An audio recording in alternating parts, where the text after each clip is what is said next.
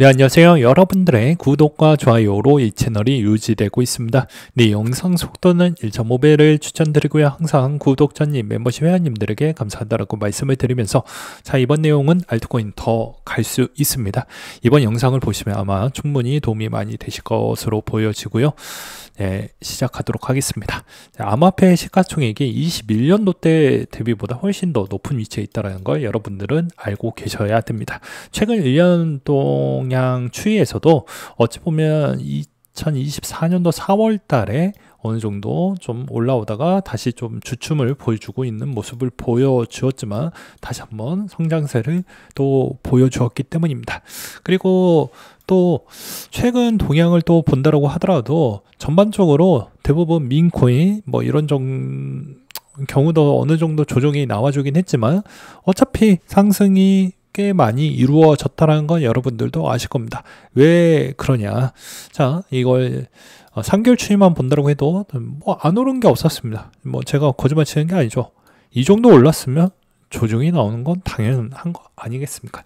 그러니까 일시적 조정 부분이 좀 많이 아플 뿐이지 가는 건 계속 간다라고 저는 생각을 합니다.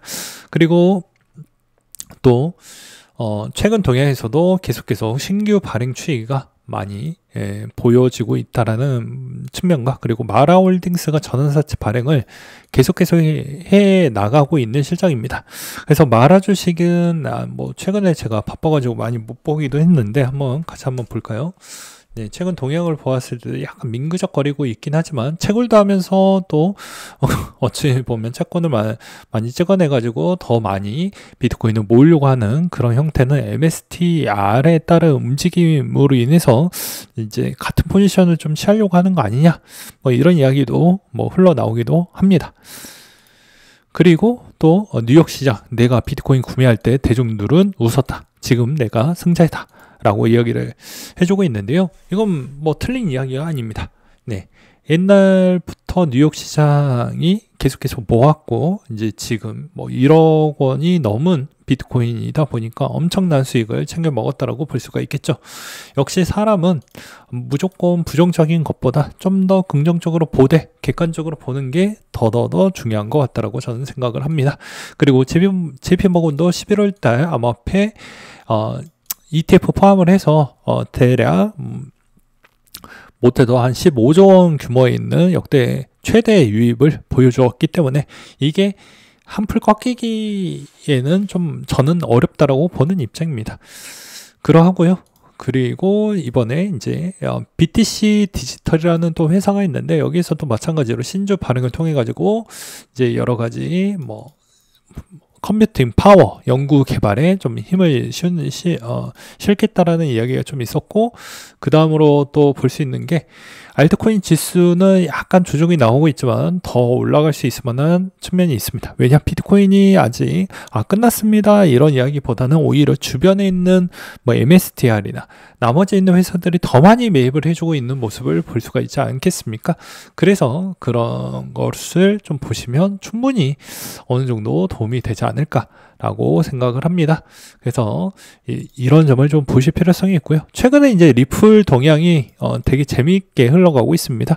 뉴욕에서 규제 허가에 따른 취득 발표가 나와서 상당히 이제 스테이블 코인 부분이 이제 이렇게 좀 열리게 되면 아무래도 이제 그 다음에 있는 그런 후순위 있는 코인들도 좀 수월하게 이제 스테이블 코인 사업 부분을 더욱더 원활하게 해줌으로써 어찌 보면 더욱더 거래 빈도나 거래량이 좀 더 활발해질 수 있는 가능성은 존재한다라고 저는 생각을 하고 있는 바가 될 것 같습니다.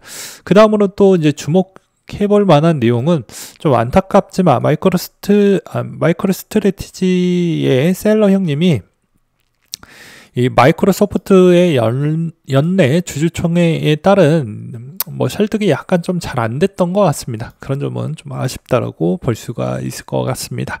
그리고 아직도 시장이 끝나지 않았다라는 주요 포인트를 또 몇 가지로 보여드린다고 하면요, 여전히 스테이킹 비중이 생각보다는 그렇게 나쁘지 않고 계속해서 잘 늘어나주고 있는 모습을 볼 수가 있기 때문에 아직도 사람들은 이게 끝났다라고 이야기를 하지만 절대 끝난 건 아니다.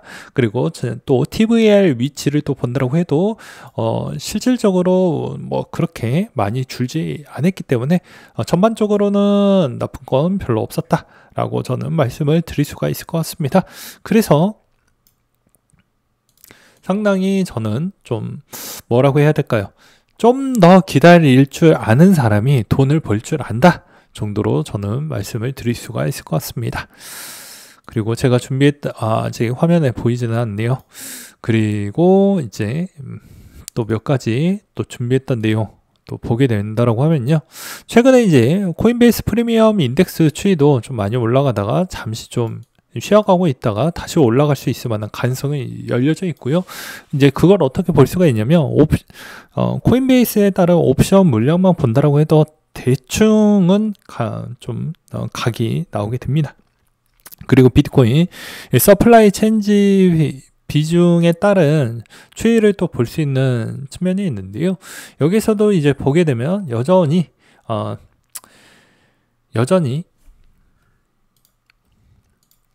재밌는 형태를 볼 수가 있는데 마이크로 스트래티지와 ETF 물량은 좀 많이 늘어나고 있고 롱텀 홀더는 좀 정리가 되어가고 있는 모습을 좀 볼 수는 있습니다. 그러니까 약간의 손바퀴 현상이 조금씩은 이루어지고 있는 것과 그리고 최근 단기 3개월 홀더들에 따른 극성 유입량이 아직은 좀 조조하다라고 볼 수 있습니다.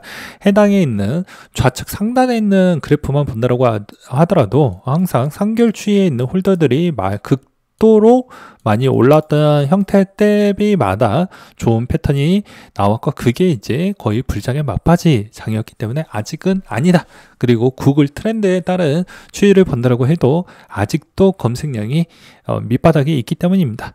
그리고 또 볼 수 있는 건 이번에 이제 한국의 가상자산 거래가 1년 새 5배 정도가 되었고요. 그리고 이토로 암호화폐 거래량이 전년 대비 500%나 증가를 했다라는 것만 본다라고 하더라도 아직은 시장이 끝났다라고 볼 수가 없겠죠. 그리고 트럼프 정권이 이제 막 저물어가는 형태가 아니고 이제 막 시작하는 단계인데 끝냈네 말았네 이런 이야기가 나온다라는 것도 지금 정말 저는 좀 어이가 없다라고 생각을 합니다. 최근에도 커뮤니티 동향을 본다라고 해도 인생 몰빵 11차 현황은 처절하다 라고 해서 이렇게 불신 좀 안 좋다 이거 하는 게 아니다 어떻게 될 것 같냐 안 좋았던 내용들이 훨씬 더 많거든요. 역시 투자 부분에 이제 경험치가 상대적이다 보니까 아무래도 많이 힘들 수 있을 거라고 생각을 하지만요. 또 한편으로는 최근에 계엄 빔으로 인해서 이래 버렸기 때문에 멘탈이 약하신 분들이 가뜩이나 저런 영향성 때문이라도 더욱더 겁을 먹고 오히려 단기적으로 좀 정리하려고 했던 사람들도 꽤 좀 늘지는 않았을까라고 저는 그렇게도 추정을 하는 바가 될 것 같기도 합니다. 그리고 이제 또 다른 커뮤니티에서도 마찬가지로 선주를 빨리 할 거라는 부분이 나오게 되죠. 근데 이제 코인판 7년하고 느낀 점이라고 해서 라마나 님이 남겨주셨던 글 내용을 한번 참고를 해보도록 하겠는데요. 참아야 이기고 세상에 공돈 없는 거 아시잖아요. 장기 존버 계획이 있다라고 하면 7년 정도 기다려야 된다. 7년 정도 기다렸었을 때 다 망한다라고 했을 때 시드에 10% 들어가고 또 망한다라고 말 나올 때 10% 또 들어가고 진짜 망한다라고 할 때 20% 들어가고 진짜 망했다라고 했었을 때 마지막으로 10%를 들어간다라는 2분의 전략이 있었습니다. 저도 1년에 포트폴리오를 총 4번 또는 3번 정도 나눠 가지고 계속 어떻게 보면 저점 매수, 평균의 저점 매수를 좀 하려고 많은 노력을 하고 있죠. 그렇다고 해서 규칙화된 부분이 아니고 매크로에 따른 추정을 좀 더 많이 따라가는 패턴이라고 보시면 될 것 같습니다. 그래서 커뮤니티에 글을 남기면 이 친구가 왜 이런 시점에 샀는지에 따른 전후 과정에 있는 영상을 다 보시게 되면 충분히 이해는 될 것으로 보이십니다. 그래서 내년에도 마찬가지로 저도 이제 어느 정도 정리할 때도 커뮤니티에다가 꼭 글을 남길 것이기 때문에 커뮤니티 글을 꼭 잘 확인하시길 바라겠고요. 그리고 또 이번에 이제 또 조정이 조금씩 나올 때마다 항상 등장하는 글들이 몇 가지가 있습니다. 이렇게 조정이 조금씩 이제 야비하게 조금씩 나올 때마다 어떤 글들이 나오게 되냐면요. 양자 커뮤니팅 이야기가 나오게 됩니다. 이것도 2018년도 때부터 나왔던 내용이고요. 뭐 이제 여기에서도 뭐 여러 가지 대한 이야기도 나오고 최근에 비탈릭도 언급을 하기도 했었는데, 저의 개인적인 생각을 말씀을 드린다고 하면요, 뭐 기술적인 패턴을 떠난다라고 하더라도 간단합니다. 시장이 많이 커지면 시장이 한순간에 뭐 쓸모없다라고 이걸 말할 수 있을 만한 사람이 있을까요? 모두 다 이해관계와 그리고 이제 각 나라별에 따른 금융당국과에 따른 또 관계도가 있다 보니까 그게 모두 다 알고 있지만 말할 수 없는 이제 무언의 약속이 되지 않을까라고 저는 생각을 하고 있습니다. 그러니까 무슨 말이냐면, 자, 시장은 지금 시장도 어찌 보면 작은 건 아니지만 더욱더 더 이제 커질 시점에서 양자 컴퓨터가 나온다라고 하더라도 이제 저는 문제가 되지 않는다라고 생각을 하는 이유가, 시장이 어차피 그 시장까지도 점령을 해서 이제 피인수가 되거나 그리고 추가적인 업데이트를 계속 해서 방어를 해 나갈 것으로 보여지기 때문입니다. 우리가 과거에 뭐 국내에서도 마찬가지로 어땠습니까? 뭐 Y2K라고 해가지고 그런 문제점이 있었을 것이다. 그런 문제점이 충분히 다시 일어날 수도 있을 것이다. 이런 겁을 좀 많이 먹었잖아요. 근데 이제 그런 일은 결국에 없었기 때문이다. 이번에도 저는 마찬가지라고 생각을 하고 있습니다. 그래서 이런 거는 그냥 별로 신경을 안 쓰시면 된다라고 생각이 들고요. 그리고 마지막으로 이 M2 증가량 추이가 좀 꺾여서 걱정이다라는 내용은 짧고 굵게 이야기를 하면, 이제 금리 인하를 조만간 또 하게 될 것입니다. 그러면 이제 M2 공급량이 또 늘어나게 되겠죠. 그래서 단기성에 있는 비중만 보지 마시고 중장기성에 따른 통화정책 추이도 좀 읽을 필요성은 있다라고 말씀을 드리면서 이상으로 마치도록 하겠습니다.